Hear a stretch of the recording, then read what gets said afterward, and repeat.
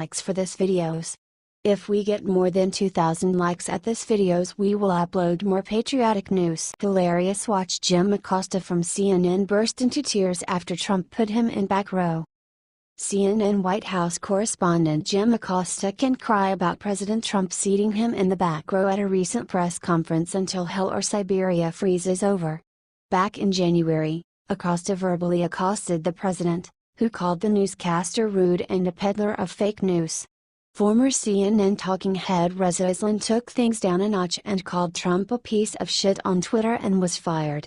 Turned out Acosta was so upset about the seating arrangement that he went on CNN and cried to Wolf Blitzer how it might have been retaliation against CNN for nothing other than its stellar reporting on Trump. What happened? Blitzer asks in his usually serious and penetrating manner. Acosta noted that in most cases representatives of the media are placed in one section, therefore it was highly unusual that he would find his seat waiting in the faraway hinterlands of Trump's press conference in the Rose Garden. He said it was like being in Siberia. It's doubtful that Acosta has ever been to Siberia in Putin's vilified Russia, but we get the Russian connection. Acosta later assured CNN viewers that if it was in fact retaliation, it was not going to deter CNN reporters from asking tough questions. CNN can ask all the tough questions it wants.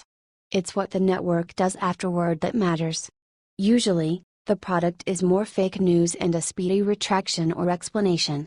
So, it's only natural that Trump might want to keep CNN at arm's length with permanent exile to media Siberia.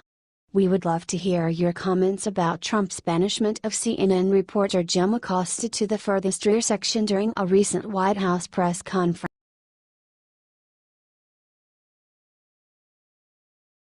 Alert City tells Trump to take down American flag, so he does this instead. Video.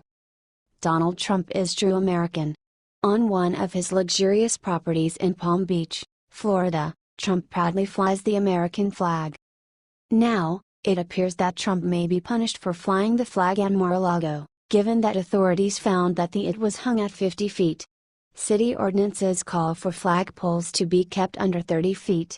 If charges hold, Trump could be forced to pay $120,000. For what? Being extra patriotic? Trump was determined not to remove the flag, so he decided to lower it to 30 feet. He also called for the city to donate the fine to veterans organizations. "I'm a very patriotic guy," Trump said in a statement. "I'm very proud of the country, and I don't want to take down the American flag. And I don't believe you need permits to put up the American flag." Since making the decision, the legendary businessman and presidential hopeful has received immense support from the community. What do you think? Is Trump the kind of leader we need in this country?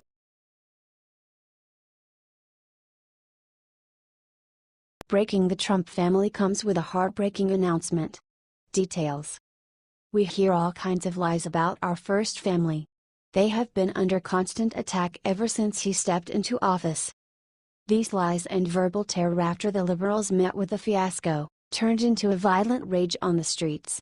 This is wrongdoing and we know how and why this thing happened, but it is absurd why this crazy liberal attacked Trump's family. That is insane because this person is innocent and have nothing to do with politics or anything close to that. Now, this child told their heartbreaking story to the American people. Eric Trump, President-elect Donald Trump's son, and his wife Laura confirmed they donated an astounding $20 million to help sick children. They gave the money to St. Jude Children's Hospital, an organization devoted to helping children with rare or incurable diseases. Eric Trump described St. Jude's as a national treasure. In this video, Eric is stunned and visibly moved when he recounts his first visit to the hospital and saw all the wonderful work that was being done. He decided he had to be involved with such a worthy cause, but even St. Jude was shocked at the amount he gave to help their incredible mission. Eric said he was proud to be a part of such an important organization. While he acknowledged how blessed he was to have healthy children, he understands the importance of charity, to help others less fortunate, and in this case he wants to help find a solution for pediatric cancer, the disease that takes so many young children before their time. How is Eric doing this? He is giving money to people with the ideas and means to find solutions. Kind of what his father wants to do with our crumbling economy. This is the true Trump family, caring, humble, and smart. Contrast that with the caricatures the press tried to give them, of heartless greedy billionaires, and it is easy to see why the majority of Americans do not trust the press. We didn't believe them, so we elected Donald Trump. This shows us what kind of president we have. He is an honest man with a great family. God bless him. What do you think of this? Share your opinion.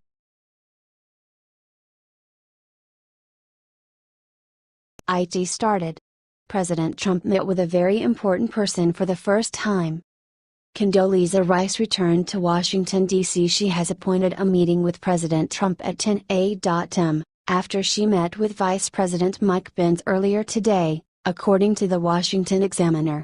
Condoleezza Rice has a meeting with Mike Pence and then he walks her into the Oval Office to meet the boss?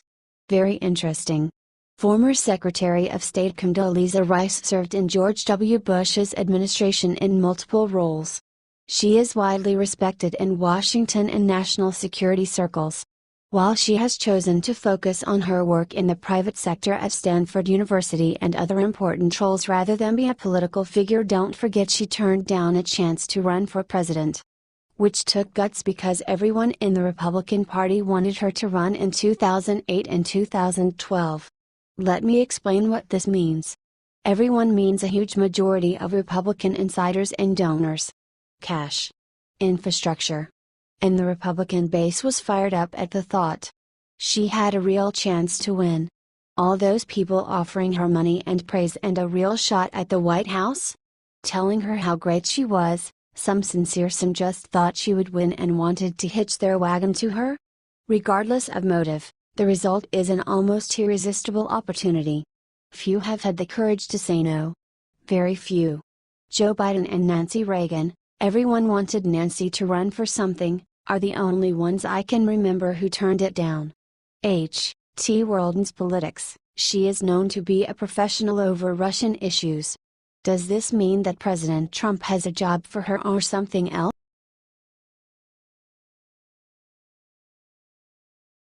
Massive news: President Trump just got the best news of his presidency. Look what happened to him today. The mainstream liberal media is trying to make a fake picture of Trump's presidency, by representing that he is such a massive failure, and has no hope to win in 2020. They are all dead wrong. We can all agree that Trump is doing a better job than Obama, even though he is only 2 months in office. However, the conservatives are not the only ones that think the liberal media is wrong. A few major liberals think that Trump has a chance to win again in 2020. Major anti-Trump liberal, Alec Baldwin, known for impersonating Trump on Saturday Night Live, said that there is nobody among the Democrats who can actually beat Trump in the presidential elections in 2020. None of those people are going to beat Trump, Baldwin said. You think things are bad now, I tell you when things are going to be worse, if he wins again. This is definitely not a good sign for the ignorant Democrats, since even the person who cannot stand Trump, acknowledges that he will likely be elected again. This comes as President Trump is following all his campaign promises. He cracked down on illegal immigration, which was his major campaign promise not supported by the Democrats. He brought back millions of jobs to the U.S., and many more. It feels like America has the power again. What do you think about this? Would you vote for Trump again? If you'd vote for Trump again, please like and share.